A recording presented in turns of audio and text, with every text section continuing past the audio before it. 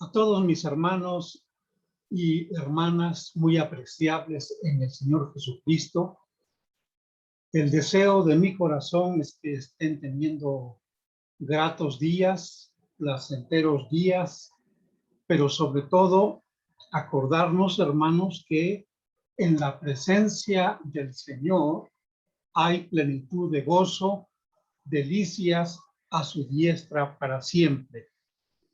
Vamos a abordar la lección número 19 de nuestro libro ¿Quiénes somos los presbiterianos?, que ha sido el tema o la guía para ya 18 lecciones, y vamos a ver ahora la 19, lección 19, que se titula Sola Gratia, que significa solo la gracia. Y esta vez platicaremos acerca de estos 5 principios durante varias lecciones, quiero decir, pero vamos a tener una introducción de cómo surgieron las 5 solas, que son principios doctrinales surgidos en el seno de la Reforma de 1517 en adelante. Justo es decir, hermanos, que toda la comunidad cristiana protestante acepta que durante la Reforma no hay un escrito o no hay un antecedente en donde se hayan usado secuentemente las 5 solas. A lo mejor, si ustedes no las conocen o no las han oído, y me estoy refiriendo a pueblo no presbiteriano, pero hermanos en otra expresión de la fe en Jesucristo, estos 5 principios que revelan la creencia, la fe, la doctrina de los reformadores y que hasta nuestros días sigue en boga, son enumerados de esta manera. Número 1, sola escritura. Solo la escritura quiere decir. Luego tenemos solus Christus, solamente Cristo. Cuando nos referimos al Salvador, Él es el único Salvador, solus Christus. No hay ninguna persona más en el mundo, ni lo hubo en los siglos pasados, que pueda salvar y redimir a la humanidad. Solo, solus Christus, es la doctrina. Y por supuesto habla de la persona de Cristo para poner en claro que el único mediador, repito, el único mediador, tal y como lo dice la Biblia, entre Dios y el hombre, es Jesucristo, hombre. En tercer término tenemos la sola gracia, que es también enunciada como solo o solamente la gracia. Número 4 es la sola fide, que significa solamente la fe. Y luego el número 5, que quizá fue el último que fue apareciendo ya en su conjunto con las otras 4 solas restantes. El número 5 es soli Deo gloria, solo a Dios la gloria, porque el propósito de la salvación en nosotros, el llamado de Dios por medio de Jesucristo a nosotros, es para que nosotros glorifiquemos el nombre de Dios. Y dice el Evangelio de Juan en el capítulo 15, en las palabras de Jesucristo: en esto es glorificado mi Padre, en que llevéis mucho fruto. Bueno, ya en su momento, cuando veamos Soli Deo Gloria, vamos a platicar de diferentes versículos con los cuales se nos enseña cómo podemos dar gloria a Dios, pero tenemos que decir desde este momento que solamente los hijos de Dios, nacidos de nuevo, redimidos por la sangre de Jesucristo, perdonados de todos sus pecados, regenerados, solamente ellos pueden dar gloria a Dios.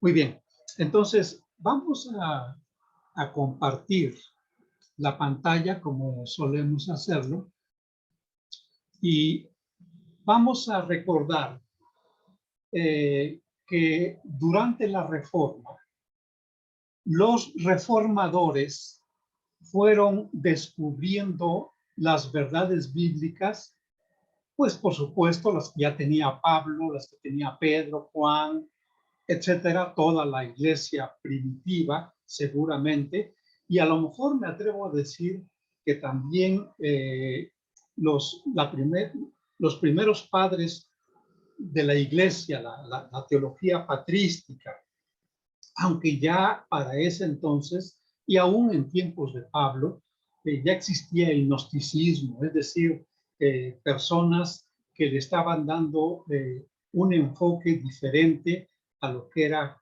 el cristianismo, la doctrina de nuestro Señor Jesucristo, y estaba moviéndose fuertemente en un sincretismo para unir el judaísmo con el cristianismo, en lo cual Pablo, como ustedes saben, luchó ardientemente para separar con toda claridad que nosotros no tenemos que recibir, por ejemplo, la circuncisión de nuestro cuerpo, sino la circuncisión del corazón. También en su tiempo, Dios mediante, hablaremos de todo esto. Pero esas verdades fundamentales volvieron a brillar con la luz del Señor Jesucristo, con el brillo del Espíritu Santo, e impulsaron a los reformadores hacia un retorno al corazón mismo del Evangelio. ¿Qué quiero decir? Quiero decir que el Evangelio allí estaba, que la palabra de Dios allí estaba, que los principios doctrinales ahí estaban y siguen estando. Pero claro, hermanos, lo que hemos dicho desde un principio, la perspectiva de cada hombre, su propia interpretación que le da. Hermanos, si uno no se deja guiar por el Espíritu Santo y uno tiene el conocimiento claro, preciso, general de la Sagrada Escritura, uno no puede hacer una doctrina, uno no puede escribir una doctrina, porque estará uno escribiendo un texto sacándolo de su contexto y solamente para beneficiar nuestro propio interés o para que saquemos ganancias deshonestas de eso. Eso es lo que hacen los nuevos predicadores de la doctrina de la prosperidad, de la confesión de la fe positiva.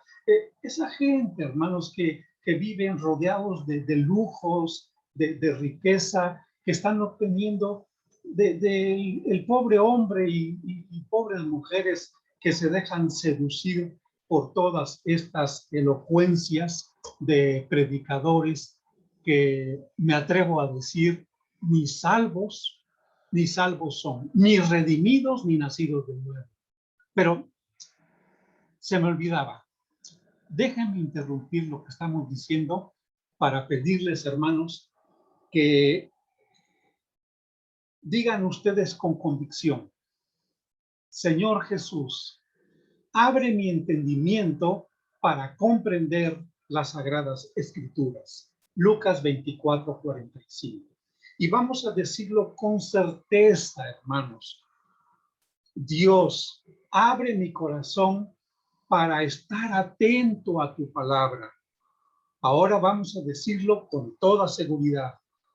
El texto anterior es Hechos 16:14. Ahora vamos a decirlo con toda seguridad. Señor, aquí está mi fe para acompañar el mensaje, la enseñanza de tu palabra y que ésta sea altamente provechosa en mi vida.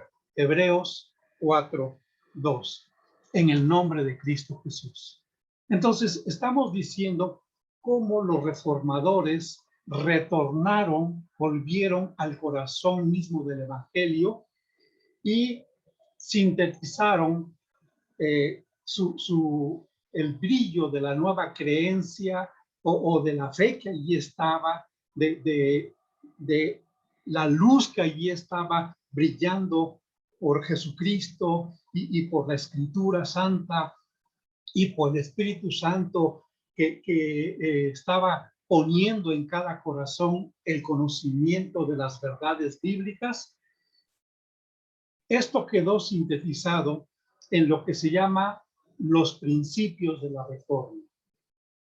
Estos principios de la Reforma fueron expresados en 5 lemas latinos. Tenemos sola escritura, que tal y como su nombre lo indica en latín, solamente la escritura es la única fuente de la revelación y de la iluminación por el Espíritu Santo de las verdades que están escritas en ella. Solamente la escritura. Esto en contraposición a que la Iglesia Católica le daba mucho más crédito en algunas ocasiones o hacía igual en otras ocasiones, pero nunca subordinaba la tradición a la palabra de Dios. Es decir, para la Iglesia Católica Romana Papal era tan importante la tradición de la Iglesia Católica en cuanto a dogmas y principios de fe como la misma Escritura. Y no, hermanos, los reformadores, cuando dicen sola Escritura, es porque la Biblia, la palabra de Dios, la Escritura, la santa palabra de Dios está por encima de toda tradición de hombres, de toda la costumbre, todas las costumbres. Esto es lo que hizo Jesucristo. Jesucristo nunca estuvo en contra de la Torá, pero Dios ya había dicho allá por el siglo sexto, había dicho que los escribas habían hecho de su palabra una palabra mentirosa con la pluma mentirosa de los escribas. Esto está escrito en el libro de Jeremías.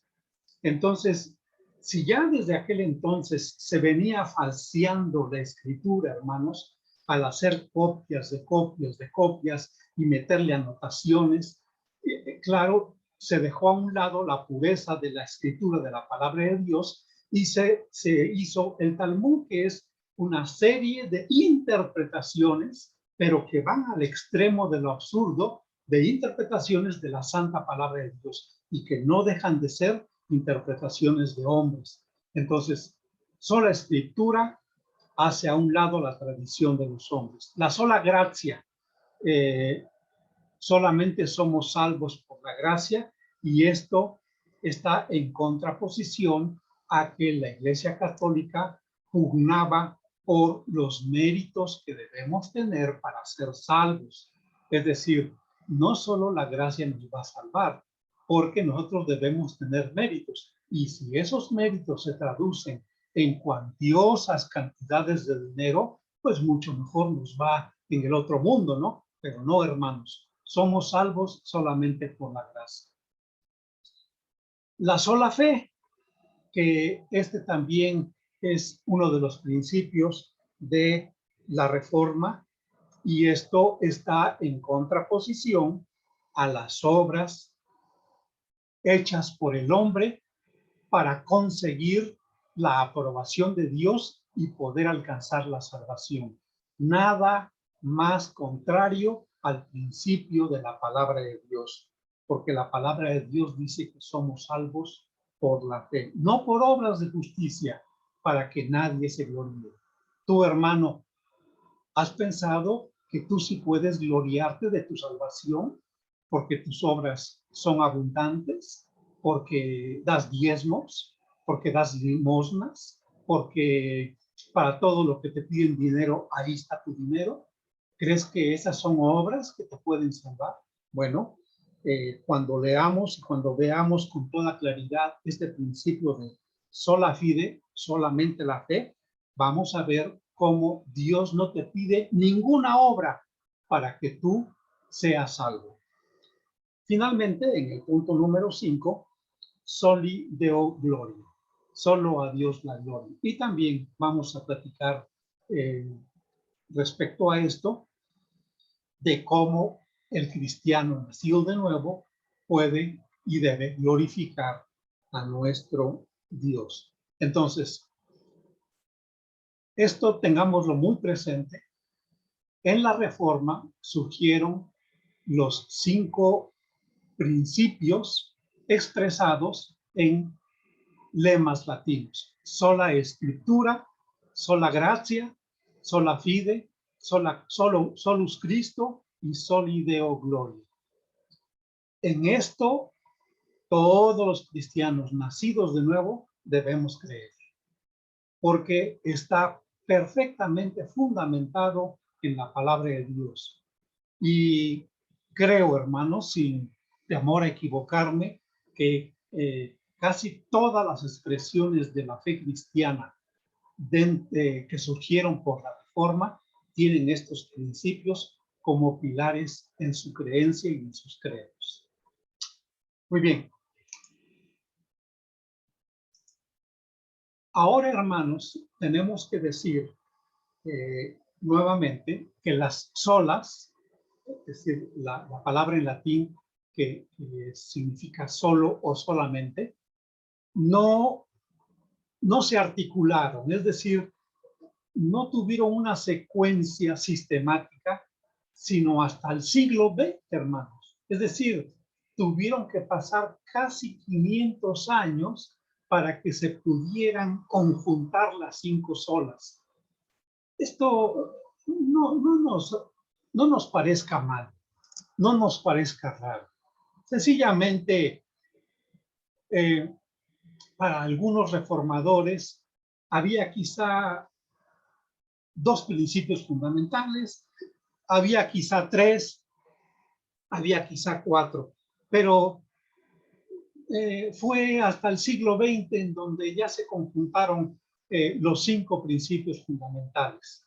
Sin embargo, no pensemos que no estaban estos pensamientos, aunque nuevamente digo dispersos, entre todos los teólogos y líderes de la Reforma. Miren, por ejemplo, la sola fide y la sola gratia, en 1554, Philippe Melanchthon escribió: sola gratia justificamos et sola fide justificamur. Lo repito, y esto lo escribió Philippe Melanchthon, amigo íntimo, personal y un gran admirador de Martín Lutero. Además, muchos años estuvieron juntos. Él escribió: sola gratia justificamos, et sola fide justificamos, que significa solo por la gracia justificamos y solo por la fe somos justificados. Esto lo escribió en 1554. Todas las solas aparecen en varios escritos de los reformadores protestantes, pero pues a nadie se le ocurrió ponerlos juntos y sacar un artículo de los 5 puntos, ¿no? De los 5 principios. No se les ocurrió. Se comenta que fue hasta 1916 cuando un erudito luterano llamado Theodore Engelder publicó un artículo titulado Los 3 principios de la Reforma. Fíjense, en 1916, por ahí empezó a rescatarse las solas de la Reforma. Y entonces él hizo mención de la sola escritura, la sola gracia y la sola fides. Solo escritura, solo gracia y sola fe. Luego, en 1934, el teólogo Emil Brunner, él sostuvo, o más bien sustituyó a soli deo gloria, o sea, solo a Dios sea la gloria, por sola escritura. Es decir, ya para entonces ya se mencionaba, aunque sea aislados, los 5 principios de la Reforma, pero estamos hablando de 1934. Luego, en 1958, el historiador Geoffrey Elton resumió el trabajo de Juan Calvino. Miren ustedes, esto es un punto interesante. Dice que este varón siervo de Dios, Geoffrey Elton, resumió el trabajo de Juan Calvino y escribió que Calvino había unido las grandes consignas. Bueno, yo no me atrevo a decir que las grandes consignas son los 5 principios de la Reforma, pero lo dejamos ahí porque él dice que reunió las grandes consignas. Pueden ser muchas cosas que lo hemos dicho ya muchas veces, de cómo Juan Calvino tuvo la genialidad, el don de Dios, la virtud de Dios, la sabiduría de Dios para poder conjuntar, sistematizar, cohesionar las doctrinas que estaban dispersas durante la Reforma. Dice que, también dice que Geoffrey Elton, el personaje que estamos hablando, enumeró sola fide con sola gracia como un término segundo de sola escritura y soli deo gloria. Más tarde, al comentar sobre el sistema teológico de Karl Barth, Brunner añadió solus Christo a esta unión de las 5 solas, dejando fuera la sola escritura. Entonces, aún ni se ponían de acuerdo cuáles deberían estar incluidas y cuáles no de las solas en estos principios de la Reforma. La primera vez que se mencionan las 2 solas adicionales a las que ya mencionamos del periodo de 1916 y 1934, la primera vez que se le agregan las otras 2 fue en 1965. Y esto fue en la Iglesia y el Mundo de Johann Baptiste Marx.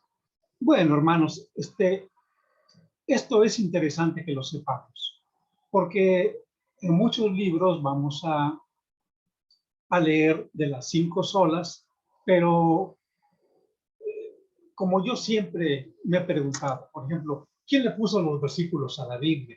¿Quién le puso los capítulos a la Biblia? Ya lo investigué, ya sé quién lo hizo, ya sé qué siglo lo hizo, etcétera, etcétera. ¿Quién usó por primera vez la palabra sinópticos para referirse a Mateo, Marcos y Lucas? Ya lo sé, ya sé quién lo hizo. Bueno, así también, cuando se usó por primera vez las 5 solas juntas y mencionando que son los 5 principios de la Reforma. Bueno, esto nos ayude, hermanos, para saber que durante la Reforma no hay ninguna evidencia escrita de algún artículo dejado por los líderes de la Reforma o por los teólogos en donde se junten los 5 principios de la Reforma. Ahora les conocemos como tales y así es como los estudiamos. En la mayoría de las primeras articulaciones de las solas, normalmente se especificaron 3. La sola escritura, porque había que poner una oposición a la tradición de la Iglesia Católica Romana Papal. Se habló también de la sola fide porque había que poner una oposición o un punto antagónico sobre las obras con las cuales la Iglesia Católica Romana hacía necesarias para la salvación. Y luego la sola gracia también es mencionada desde muy en el principio de la Reforma, para hablar como una doctrina antagónica o de discrepancia contra las enseñanzas relacionadas a los méritos que los hombres debían de ostentar, de tener para poder alcanzar la salvación. Y por supuesto, ya para ahí ya decían, junto con la gracia. Cada una de las olas ha tenido y tenía la intención de representar una distinción importante en comparación a las enseñanzas reivindicativas en la doctrina católica. Es decir, estando en oposición los teólogos protestantes y los líderes de la Reforma, estando en oposición, estando en confrontación y discrepancia contra las doctrinas de la Iglesia Católica Romana Papal, entonces es que surgieron las 5 solas. Las 3 que ya mencionamos, que fueron durante la Reforma, y después Solus Christus y también Soli Deo Gloria. Hermanos, ¿se dan cuenta ustedes lo que ha pasado en la historia de la Iglesia? No hemos sido genuinos. No hemos tenido la luz del Espíritu Santo para poder ser proactivadores, para poder ser proactivos. No, sino que como que esperamos que alguien diga, yo creo en esto y aquí está el texto de la Biblia que me respalda, para que entonces surjan las voces y surja la controversia, surja la contraposición, surja el antagonismo, surja la confrontación, la discrepancia, para decir, no crean en eso, porque esa persona engaña al pueblo, engaña a la gente, y aquí está en lo que debemos creer. Y entonces, esa respuesta es un enfoque, un punto de vista, una perspectiva en contra de lo que la otra persona dice. Hermanos, yo por eso insisto, leamos la Biblia, leamos la palabra de Dios, pidámosle al Espíritu Santo que nos ilumine y que el Señor Jesucristo abra nuestro entendimiento para comprender las Sagradas Escrituras. No tenemos que creer en lo que escribieron los hombres. No tenemos que seguir a pie juntillas lo que los hombres dijeron, porque ellos también eran hombres como nosotros. Y así como nosotros, cuando hablamos aquí una pequeña reflexión, a veces nos equivocamos, hermanos. Yo he tenido casi en todas las predicaciones, a veces errores de fecha, a veces errores de citas de textos, a veces digo una palabra por otra, en fin. Imagínense ustedes aquellos hombres, varones, hijos de Dios, que escribieron gran cantidad de libros, volúmenes de libros, ¿no? Hermanos, como dice el libro de los Proverbios, en las muchas palabras no falta pecado. Así que yo recomiendo leer la Sagrada Escritura, pedirle al Señor Jesucristo que abra mi entendimiento, al Espíritu Santo pedirle que me ilumine, a Dios pedirle que abra mi corazón para que esté yo atento a lo que estoy leyendo y decirle al Señor, Señor, pongo mi fe para creer en lo que está en tu palabra. Entonces, hermanos, a través de la historia, desde los reformadores y aún antes de los reformadores, los 3 reformadores, y aún antes de ellos, los mismos doctores y los mismos padres de la época patrística, ellos también tuvieron que escribir porque surgieron perspectivas diferentes a lo que ellos venían creyendo. Ahora, hermanos, nosotros como seres humanos no tenemos la verdad absoluta.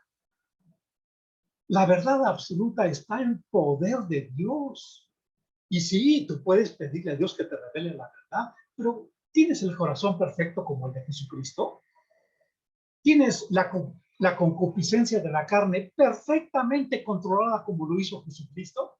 Para que no hubiera en él ningún pensamiento pecaminoso, para que en él no hubiera ninguna mirada lasciviosa, para que en él no hubiera ninguna palabra obscena, ninguna palabra sucia, ninguna palabra de vileza. Tú tienes así tu corazón, tu vida, y desde que naciste en santidad como Jesucristo. No, no, solamente el Hijo de Dios. Miren, yo he insistido y he dicho, Cristo no quiso bajarse de la cruz del Calvario y de los clavos que lo sujetaban por amor a nosotros, ciertamente, pero porque es y será el más fiel de los creyentes en la palabra de Dios. Porque para que la escritura se cumpliese, él hacía las cosas. Porque desde en un principio, todo lo que se dijo de él lo conocía, lo creía y quería que se cumpliera. Por eso su vida fue encaminada siempre por el Espíritu Santo y por Dios para cumplir la palabra que estaba escrita acerca de Jesucristo. Entonces, hermanos, si no tengo yo la verdad absoluta, ¿para qué desgastarnos, hermanos? Ustedes consulten en el Internet, en el famoso Google, consulten cuántas cosas escriben los hermanos peleándose entre unos y otros. Y hay escritores, hermanos, que tratan muy mal a los cristianos. Sí, dicen que es una falacia lo que creemos. Es más, nos califican de veras, hermanos, hasta de herejes, porque pues, algún hermano presbiteriano se atrevió a decir que una vez salvo, siempre salvo. Pues eso lo creemos, porque si somos salvos por la gracia, seguiremos salvos por la gracia de Dios. Pero vieran ustedes lo que dicen de nosotros por creer en esta frase. Una vez salvos, siempre salvos. Dicen que es una falacia y bueno, quizá más adelante en algún punto tengamos que volver a regresar a este tipo de perspectivas que hay, hermanos. Sobre todo, pues, tenemos que decirles, ¿no? Teólogos de la Iglesia Pentecostés. Pero yo quisiera que hubiera paz entre nosotros. Miren, hermanos, los que no son presbiterianos, hermanos, creemos en lo que está escrito en la palabra de Dios y estamos muy conscientes de todos los conflictos que han surgido por las perspectivas teológicas de cada denominación. A lo mejor tendremos que abordar más adelante el asunto de si se pierde o no se pierde la salvación. Pero vieran ustedes, los defensores de que sí se pierde la salvación, se desgarran, se rompen la vestidura, por decir que nosotros, quién sabe en quién creemos, quién sabe en qué cosa creemos, porque no creemos nosotros en la salvación que Dios da, porque dicen que pues nosotros creemos que la salvación no se pierde. A mí, perdónenme, pero desde mi niñez, yo he creído que en las manos de Jesucristo estoy seguro. Cuando creí en Cristo a los 8 años de edad, por el hermano Juan Sánchez que predicó la palabra de Dios y que impactó el Espíritu Santo en mi corazón, y llegando a la casa de bruces en la cama, boca abajo, le pedí a Jesucristo que me perdonara mis pecados. Ustedes pueden decir, ¿pero qué pecados puede tener un niño de 8 años? Yo sé que ya tenía pecados, hermano. Yo ya sé que había pecado. Entonces yo le dije a Cristo, perdona mis pecados, Señor, y te recibo como mi Salvador. A lo mejor alguien va a decir, ¿y por qué le dijo que te recibo como Salvador si Cristo es el que te recibe a ti? Sí, hermanos, pero yo ya había aprendido que Juan 1:12 dice, a los que le recibieron, a los que creen en su nombre, les dio potestad de ser hechos hijos de Dios. Entonces yo usaba la palabra recibir y la sigo usando, pues porque está en la Biblia. Pero, hermanos, yo quisiera, no que hubiera acuerdo entre nosotros, todos, las expresiones del cuerpo de Cristo, no que hubiera un acuerdo global, no, sigan ustedes, si ustedes creen que la salvación se pierde, sigan, hermanos, no poniendo las cosas para cuidar la salvación como obras que coadyuven a que la salvación se logre, no, porque la salvación viene de Dios. Nada hay que el hombre aporte para que sea salvo. Eso debe quedar claro en todas las mentes de las personas, sean pentecostales, metodistas, presbiterianos, bautistas, nazarenos, sea quien sea, debe quedar claro que yo no contribuyo ni un ápice a la salvación de Dios. Y sin embargo, sí creo, como dice Santiago, que la fe sin obras está muerta. Claro que yo creo, pero yo creo, hermanos, inclusive Juan Calvino lo dijo y al ratito lo vamos a mencionar. Juan Calvino dijo, la gracia, la sola gracia, es decir, la sola gracia solamente salva. Pero una vez que soy salvo, entonces aparece la gracia y me dice, ahora no estoy sola, ahora vengo acompañado. Hijito, esto es lo que te toca hacer a ti. ¿Por qué? Porque son las obras que Dios preparó de antemano para que yo ande en ellas. Yo no me rehúso a eso. Yo no me niego a eso. Yo creo sinceramente que la salvación es por gracia y que después la gracia me enseña, como dice la palabra de Dios. La gracia me enseña para que yo pueda llevar a cabo las obras que Dios preparó de antemano para que yo ande en ellas. Porque no podría yo andar en esas obras si no soy salvo. Y no puedo decir que esas obras van a ayudar a mi salvación. No.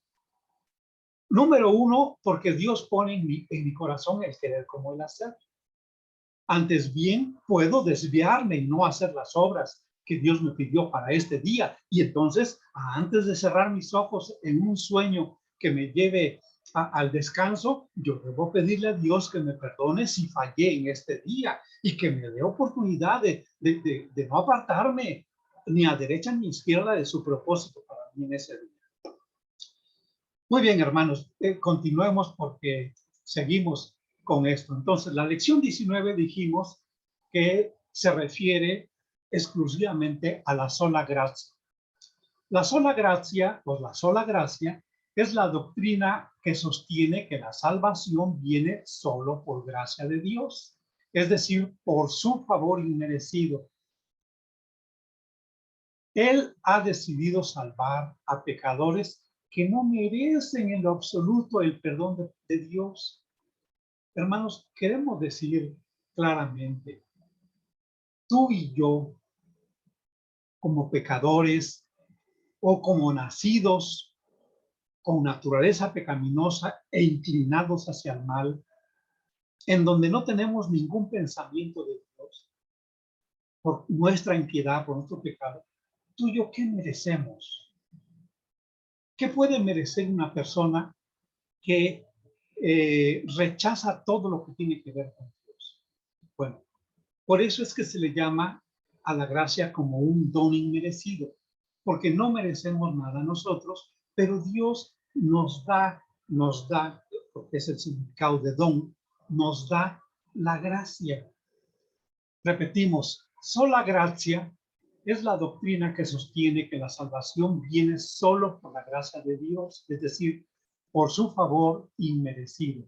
Él ha decidido salvar a pecadores que no merecen en lo absoluto el perdón de Dios.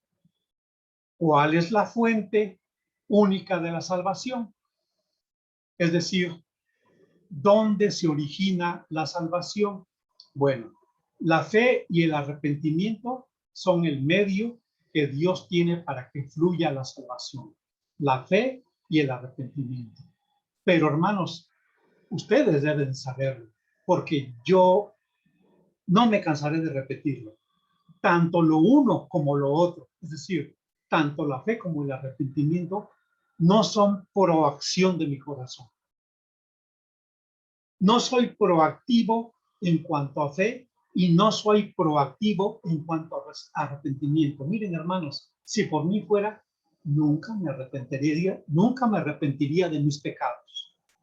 Si por mí fuera, nunca tendría la fe para ponerla en Jesucristo y creer en Él como mi Salvador personal. No. Sin embargo, estas dos cosas, la fe y el arrepentimiento, son el canal o son el medio en el que fluye la salvación. Ajá. Bueno, ahí está el medio en el que va fluyendo la salvación hacia cada corazón, hacia cada persona. Pero ¿en dónde nace la salvación? Hermanos, la salvación nace en la voluntad de Dios. Y aquí sí, perdónenme aquellos que creen que ellos labran su propio destino. Perdónenme a aquellos humanistas que creen que son dueños de su propio destino y que ellos deciden qué hacer con su vida. Porque no es cierto, la escritura no enseña eso. La Biblia, la palabra de Dios, dice que Dios es soberano, que Dios tiene el poder en sus manos sobre todas las cosas. Y hermano, es mejor que sea así, hermanos. No puedes tú decir que por tus méritos, que por tus obras, que porque has trabajado mucho, que porque has estudiado esto, lo otro, o porque tienes colgados títulos de licenciaturas, de maestrías y doctorados. No puedes decir con eso que tú te labraste tu propio futuro o que tú te has labrado ya tu destino y que por todos los logros que tienes mereces lo mejor. No puedes decirlo porque tú no lo has hecho. Es Dios el que te permite hacerlo, el que te da poder para hacerlo. Es Dios el que pone en ti el querer como el hacer por su santa voluntad, por su sola voluntad, por su buena voluntad. No quiere decir esto que Dios imponga su voluntad sobre nosotros y nos trate como a seres infrahumanos. No, lo que Dios ve en nosotros es una voluntad imperfecta. Dios ve en nosotros una voluntad corrupta. Dios ve en nosotros un libre albedrío totalmente caído, abatido, confuso, que no nos permite tomar decisiones que a Dios agraden. ¿Por qué? Porque la única decisión a la cual estoy inclinado, llevado por las obras de la carne, pues son las concupiscencias de la carne. Son la lascivia de los ojos, es la vanagloria de la vida, es a lo que estoy, ay, eso lo decido muy bien, ¿eh? Ay, si no me equivoco, elijo lo que mi carne quiere y mi carne está satisfecha, pero eso, hermanos, me lleva a la condenación. Entonces, no es que Dios sea un absoluto o Dios sea un déspota y me quiera arruinar mi libre albedrío, mi buena voluntad, mi capacidad de decidir para imponer su propia voluntad. No, Dios está viendo en mí como ser humano, en mí como persona, está viendo una voluntad imperfecta y entonces Él quiere perfeccionarla.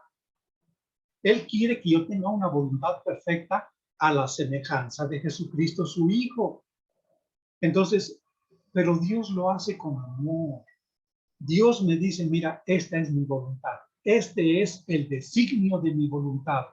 En Efesios capítulo 1, versículo 11. Este es el designio de mi voluntad para ti, para la humanidad completa. Y claro, hermanos, cuando yo veo con todo asombro y admiración que el beneplácito de la voluntad de Dios nace en su corazón, nace en su buena voluntad para conmigo, hermanos, ni modo que yo diga que me va a hacer daño, ni modo que yo diga que la voy a pasar mejor si me independizo de Dios, ni modo que yo diga que puedo vivir la vida dependiendo de mis propias fuerzas, de mis propias capacidades y hacer a un lado la infinita supremacía de Dios en comparación a lo que yo soy. Entonces, no, hermanos.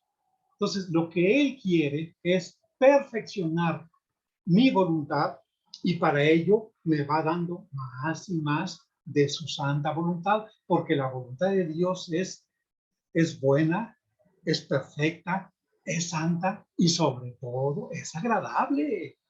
Es agradable, pero me agrada a mí, hermanos, cuando yo amo su voluntad. No, cuando no la amo, hermanos, me parece espantosa, me parece horrorosa, no quiero saber nada de la voluntad de Dios. Pero esa es la situación. Entonces, Él perfecciona mi voluntad para que a medida que voy madurando, vaya yo pareciendo más a su Hijo Jesucristo en cuanto a la voluntad, hermanos. Entonces, aceptemos eso, aceptemos que la fuente de la salvación es el corazón de Dios. Y entonces aceptemos que tanto la fe como el arrepentimiento son dones de Dios. Y si gustan, hermanos, lo leemos en la Biblia. A ver, primero el del arrepentimiento, que está en Romanos capítulo 2, versículo 4. Dice, o menospreciáis las riquezas de su benignidad, paciencia y longanimidad, ignorando que su benignidad te guía al arrepentimiento. ¿Tú quieres seguir ignorando esto? ¿Quieres seguir haciendo caso omiso de esta verdad? Que tú no eres proactivo en el arrepentimiento. No pecas y ya, luego vas de corazón humilde y quebrantado y con toda sinceridad y con lágrimas en los ojos y vas y le dices al Señor, Señor, perdóname. Señor, ese gigante que es el pecado me golpea, me seduce, me atrae, me fascina, me subyuga, me cautiva y me hace caer en el pecado, en la tentación. Ya no lo vuelvo a hacer, Señor. ¿Tú crees que eso tiene efecto? No, a la mañana siguiente, al día siguiente, viene la tentación otra vez sobre ti y yo no sé cuál sea la tuya, yo sé cuáles son mis tentaciones, pero viene otra vez y te hace caer. Pero entonces la benignidad de Dios te guía al arrepentimiento. Y ese es el arrepentimiento genuino, sincero, de un corazón contrito y humillado, la cual el Señor no despreciará. Luego, en la carta a los Efesios tenemos el asunto de la fe. Dice Efesios capítulo 2, versículo 8. Porque por gracia sois salvos por medio de la fe. Y observen lo que dice, y esto no de vosotros, pues es don de Dios, no por obras, para que nadie se gloríe. Entonces, tanto la fe, que es don de Dios para nosotros, como el arrepentimiento, que es la benignidad de Dios que nos mueve al arrepentimiento, son el medio que Dios utiliza para que transite, para que vaya en un flujo la salvación y que tiene su fuente, mis hermanos, en el corazón de Dios. ¿Y qué hay en el corazón de Dios? Pues su gracia. La gracia de Dios es lo que está en el corazón de Dios, es su bondad, es su amor, es su misericordia, es lo que mueve a Dios para darnos de su gracia. Son dones de Dios sin los cuales no se puede tener la salvación. La salvación que fluye por ese medio proviene o tiene su origen en la gracia de Dios. Es el favor de Dios que nadie merecemos. En Romanos capítulo 2, versículo 4, que ya leímos, y Efesios capítulo 2, versículo 8, que también ya leímos, en donde dice que Dios nos da tanto la benignidad para que nos arrepintamos, como nos da la fe para que creamos en Jesucristo. Pero insistimos, ¿cuál es el origen de la salvación? La gracia de Dios, el favor inmerecido de Dios. La salvación viene solo por la gracia de Dios y la gracia radica o está asentada en la voluntad de Dios y solo en ella. Por su favor inmerecido, la gracia de Dios es para el cristiano el firme fundamento de la seguridad de la salvación aquí y ahora y por la eternidad. Esto muchos hermanos no lo aceptan porque creen que la salvación se puede perder. Pero, hermanos, si fuera por obras, téngalo por seguro que mañana perderé yo mi salvación. Pero como es por gracia y no nace en mí la gracia, no es humana la gracia es divina, la gracia radica en la voluntad de Dios, en lo que Él quiere.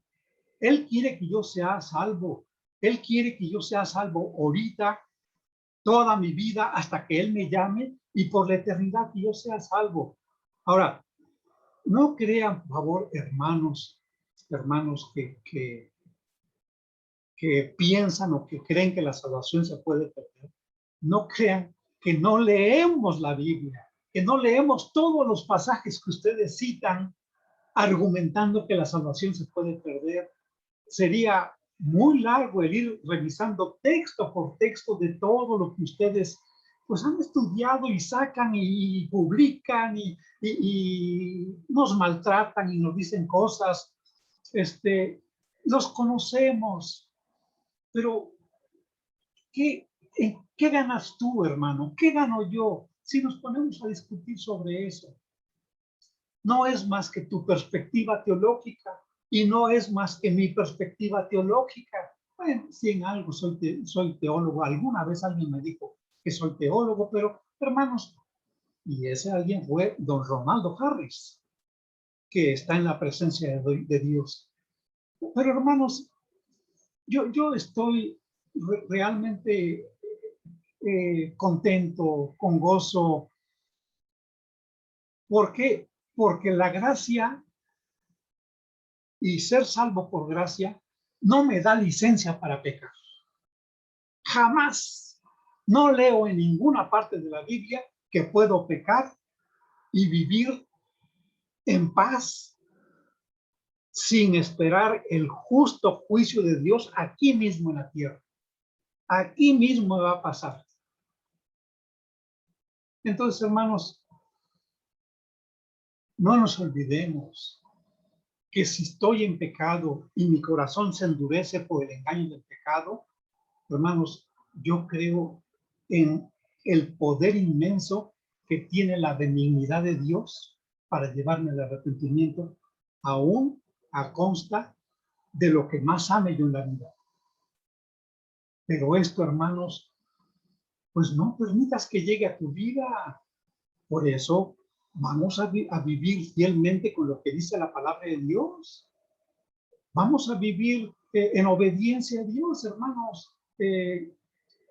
Hermanos pentecostales, nosotros hemos leído todos esos textos que ustedes mencionan y en los cuales hasta se burlan de nosotros, pero en amor les digo, sí los creemos y ahí están en la escritura.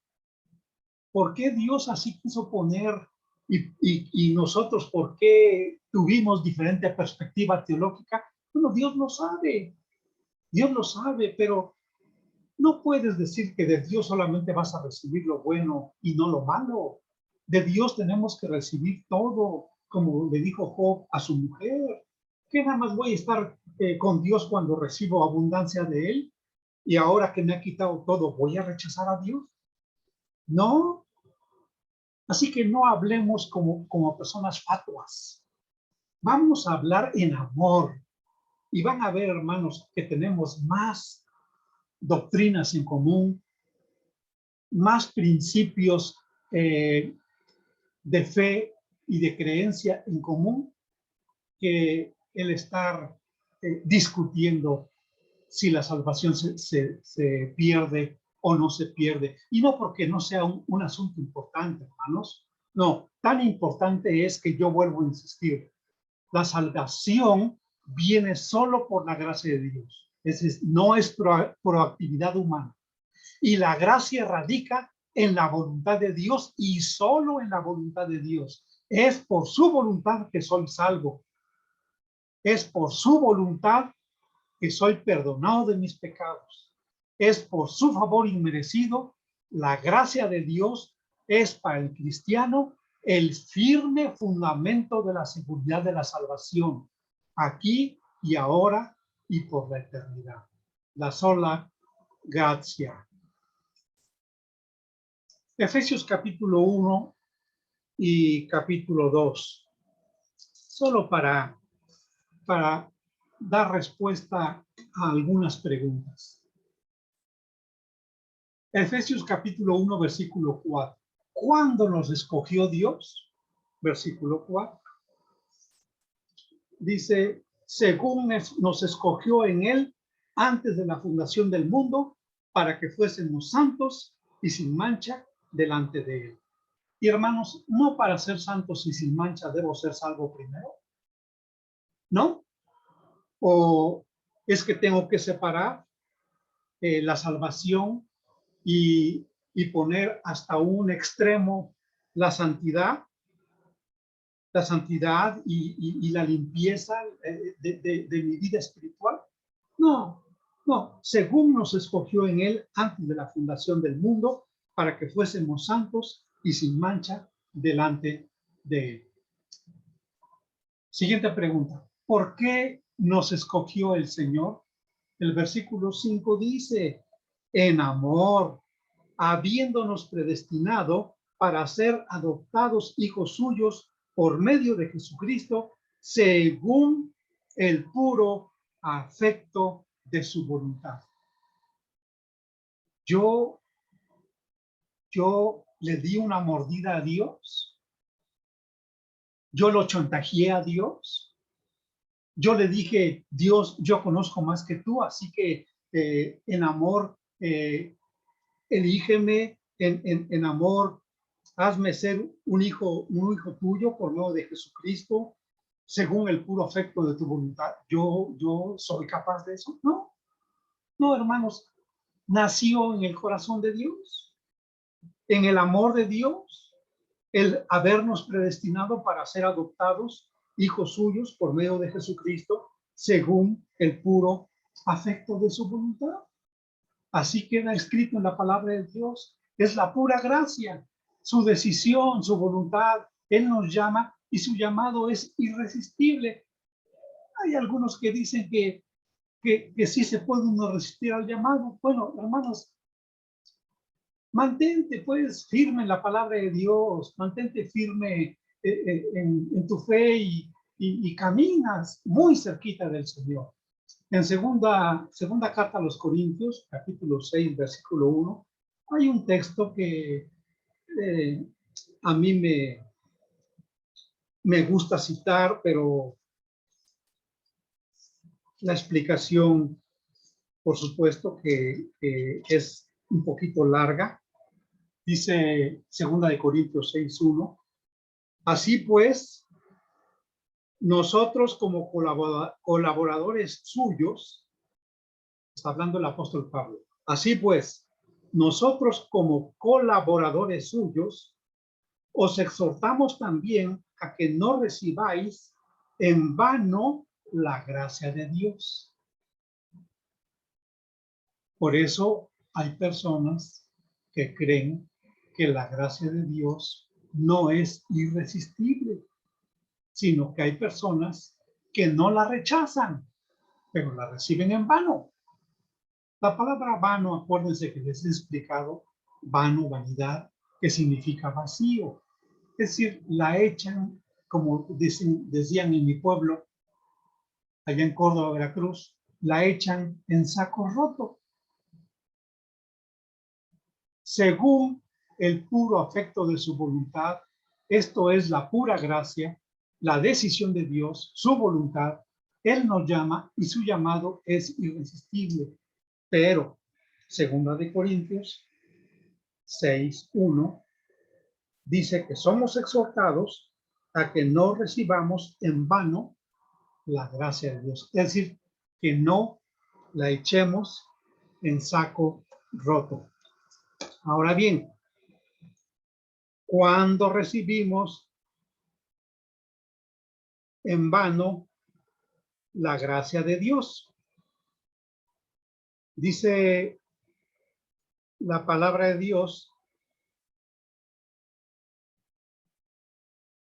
Vamos a leer, hermanos, también, porque miren ustedes, en Romanos 6:2,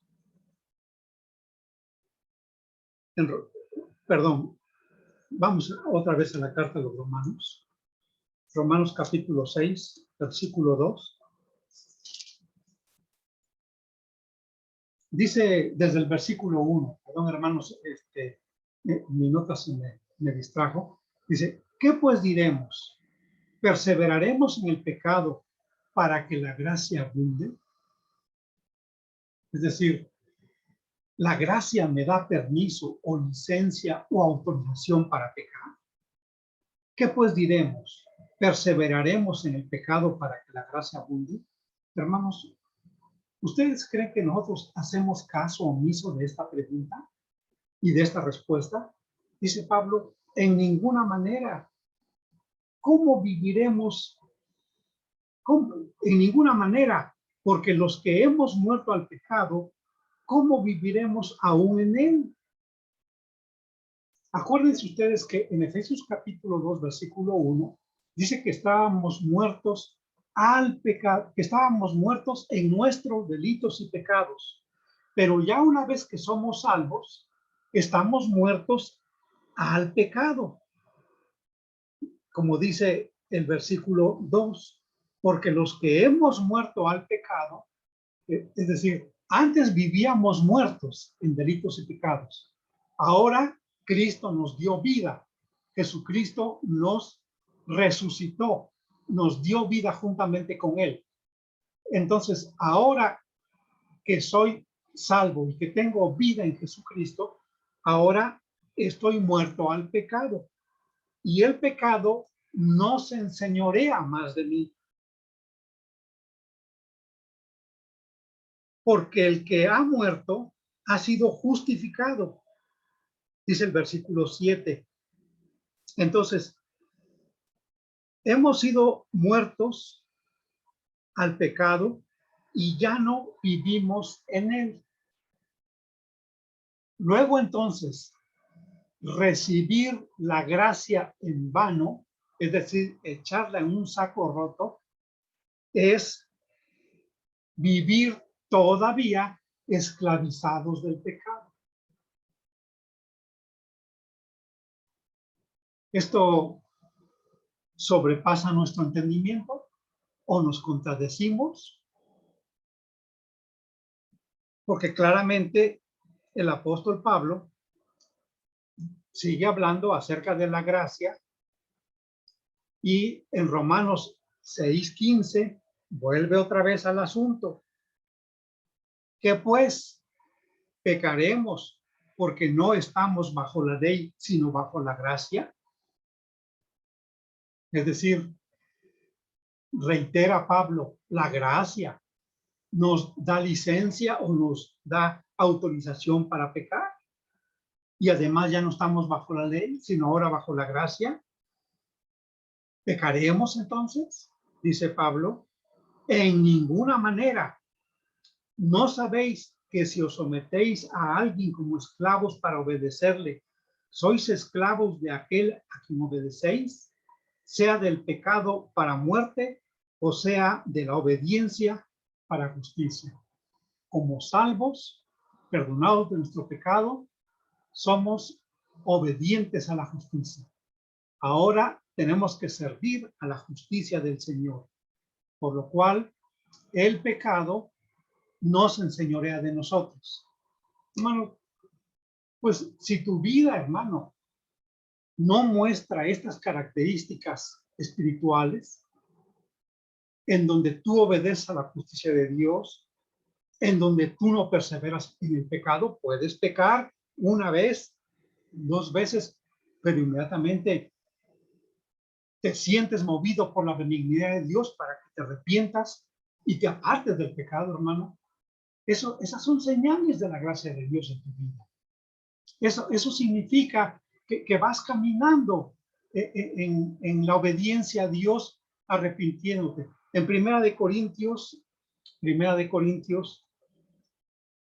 15:10, ahora leemos esta otra palabra que dice el apóstol Pablo en Primera de Corintios 15:10. Pero por la gracia de Dios soy lo que soy. Y su gracia no ha sido en vano para conmigo. Antes he trabajado más que todos ellos, pero no yo, sino la gracia de Dios conmigo. Aquí te hago la pregunta, hermano. ¿No mueves un dedo, ni la lengua,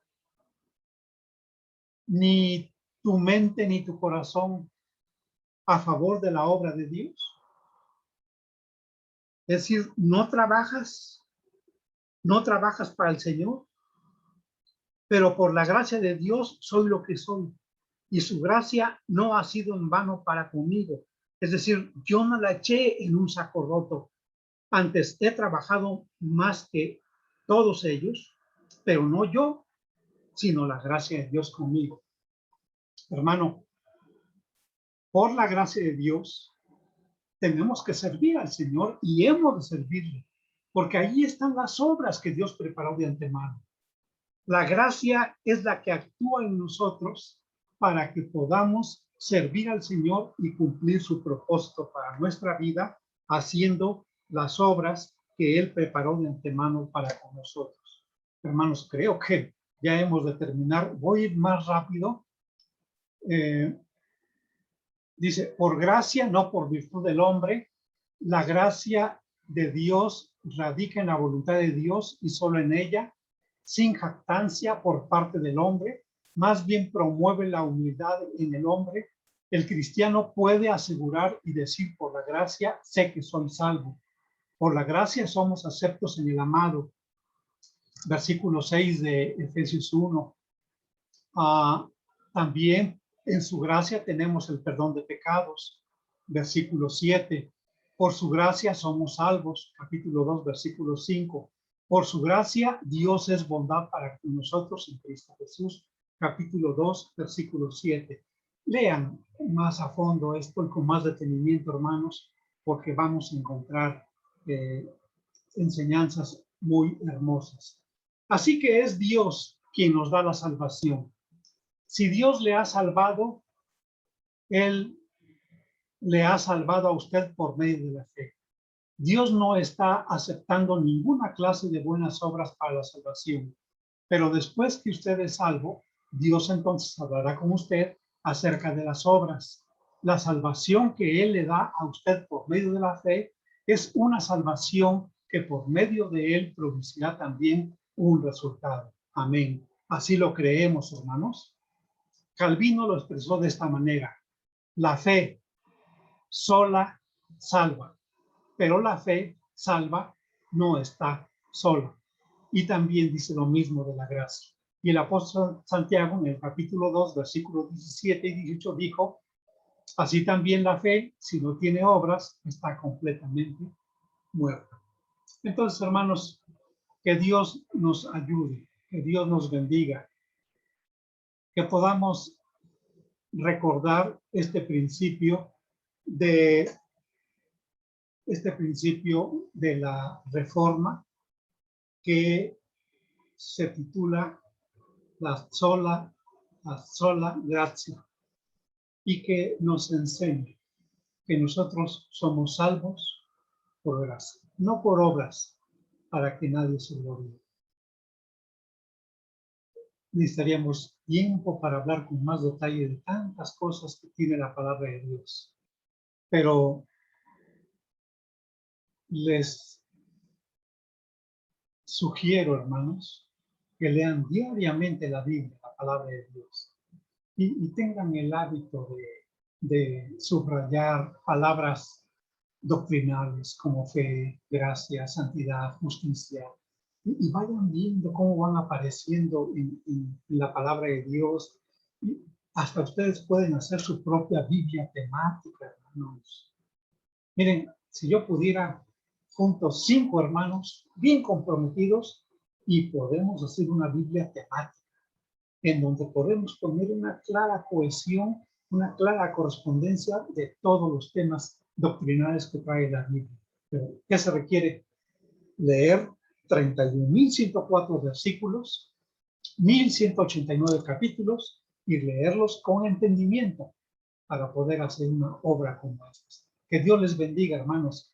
Que Dios les guarde en su santo amor y que les proteja. Mi deseo, hermanos, es que Dios sea tu refugio eterno ante esta pandemia que no ha claudicado, hermanos, y nosotros menos, hermanos, tenemos que tener los brazos levantados, las manos santas, sin ira ni contienda, para poder interceder por nuestros hermanos que están en cama, que tienen los síntomas del virus, y para que podamos ponernos en la brecha, hermanos, porque el Señor nuestro Dios está viendo con juicio a la humanidad. Y esto no es el fin del mundo, hermanos, pero ahora la salvación nuestra está más cerca que cuando creímos. Pero Dios nos guarde, hermano, porque todos queremos hacer mucho más por el Señor. Todavía tenemos que hacer más, hermanos. Hay muchas personas que tienen necesidad de Cristo y que les hablemos de la gracia de Dios y que les hablemos de la fe del Señor. Así que, hermanos, yo le pido a Dios que Él sea nuestro refugio eterno y que habitemos bajo las alas del Altísimo. Que Dios les bendiga, hermanos.